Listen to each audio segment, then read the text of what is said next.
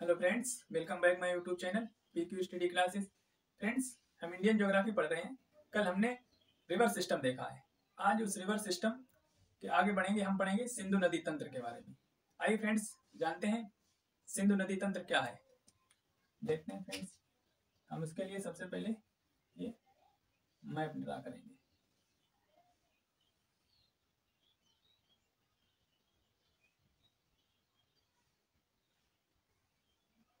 Friends, हमने भारत का ऊपर का हिस्सा बना लिया है। हम यहाँ पे देखेंगे, यहाँ पे एक झील है, मानसरोवर झील, और इसके उत्तर में है कैलाश पर्वत। इस मानसरोवर झील के पास है एक बोखरचू ग्लेशियर।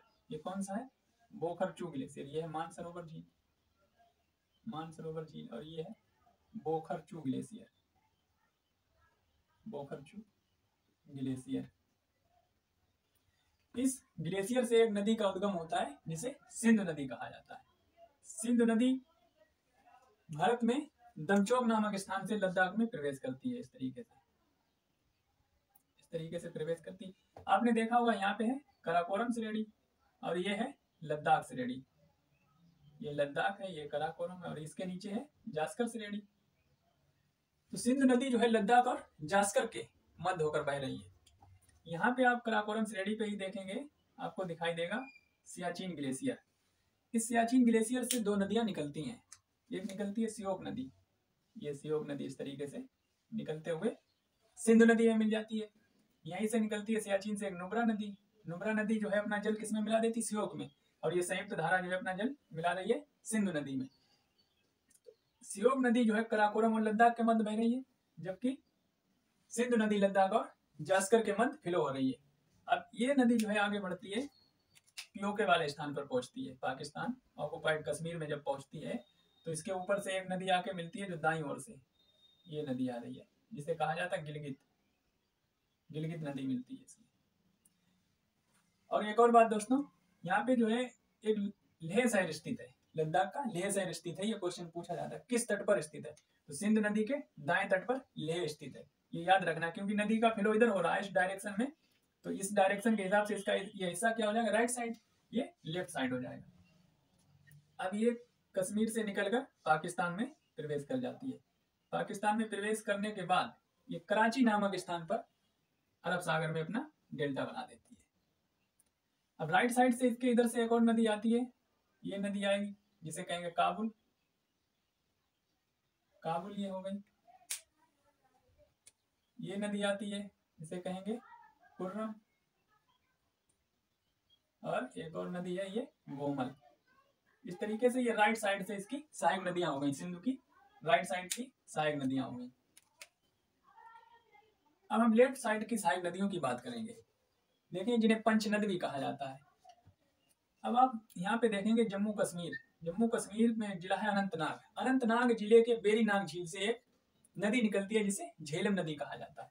बेरीनाग झील से जो है एक नदी निकल रही है जिसे झेलम कहा जा रहा है। इस झेलम नदी के तट पर जो है कश्मीर का श्रीनगर शहर स्थित है, और यहीं पे बुलर झील स्थित है। झेलम नदी के तट पर ही बुलर झील स्थित है, जो भारत की सबसे बड़ी मीठे पानी की झील है, बुलर झील, याद रखना। झेलम नदी के तट पर उरी और बारामूला शहर स्थित है। जम्मू कश्मीर के उरी और बारामूला शहर स्थित है। ये झेलम नदी जो है आगे बढ़ के अपना जल जो है इस तरीके से चिनाब नदी में मिला देगी। ये डायरेक्ट जाके सिंधु में नहीं मिलेगी, यहाँ पे चिनाब नदी में अपना जल मिला देगी। अब हम चिनाब नदी को देखेंगे। चिनाब नदी फ्रेंड्स हिमाचल प्रदेश के बारालाचा दर्रे से निकलती है। बल्कि चिनाब नदी जो है दो धाराओं से मिलकर बनी है। एक भागा जो सूरजताल झील से निकल रही है, और दूसरी चंद्र जो चंद्रताल झील से निकल रही है। इन दोनों नदियों की संयुक्त धारा को चिनाब कहा गया। ये देखिए, बारालाचा दर्रे से एक नदी निकली इस तरीके से, ये हो गई भागा, ये भागा हो गई, और दूसरी नदी निकली इस तरीके से जिसे चंद्र कहा गया। इन दोनों नदियों का जो संयुक्त धारा बनी उसे चेनाब नदी कहा गया। और चेनाब नदी में जो है अपना जल झेलम नदी मिला देती है। इस तरीके से चेनाब नदी जो है झेलम के जल को लेकर आगे बढ़ जाती है, और पाकिस्तान के मिठानकोट में ये मिल जाती है, आगे सिंधु नदी से मिल जाती है। पाकिस्तान के मिठानकोट में सिंधु नदी में मिल जाती है चिनाब, ये वाली हमारी झेलम, और ये वाली हमारी चेनाब नदी होगी, और ये हमारी सिंधु नदी है। तो चंद्र और भागा, ये चंद्र और भागा मिलके जो है इन्होंने संयुक्त धारा बनाई जिसे चेनाब कहा गया है। अब अगली नदी देखेंगे रावी नदी। रावी नदी का उद्गम भी हिमाचल प्रदेश के रोहतांग दर्रे से हो रहा है। हिमाचल प्रदेश से ही निकल रही है, रोहतांग दर्रे से निकल रही है। इस तरीके से हिमाचल प्रदेश के रोहतांग दर्रे से निकल रही है रावी नदी।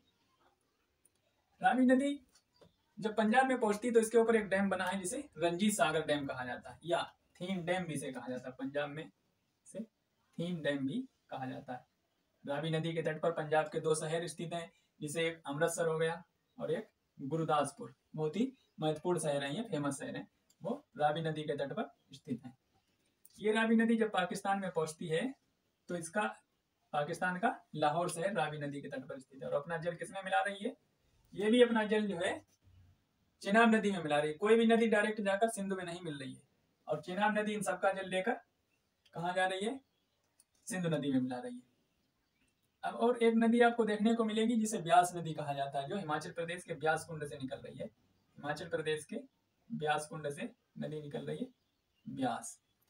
ये ब्यास नदी जो ऐसी नदी है जो पाकिस्तान नहीं जाती है, एकमात्र नदी है पंचनद में, एकमात्र ये नदी है जो पंजाब में ही, भारत में ही अपना जल दूसरी नदी में मिला रही है। ये पाकिस्तान नहीं जाती है।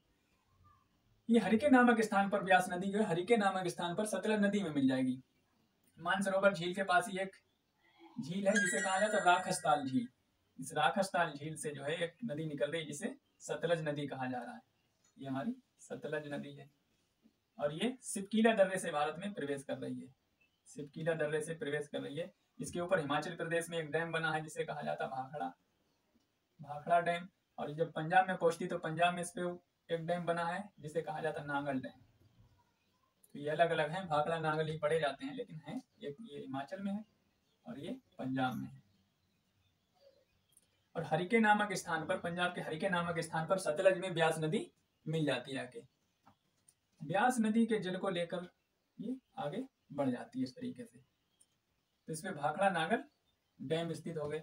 यहाँ पे हरिके नामक स्थान पर एक हरिके बैराज बनाया गया है, हरिके बैराज बना है।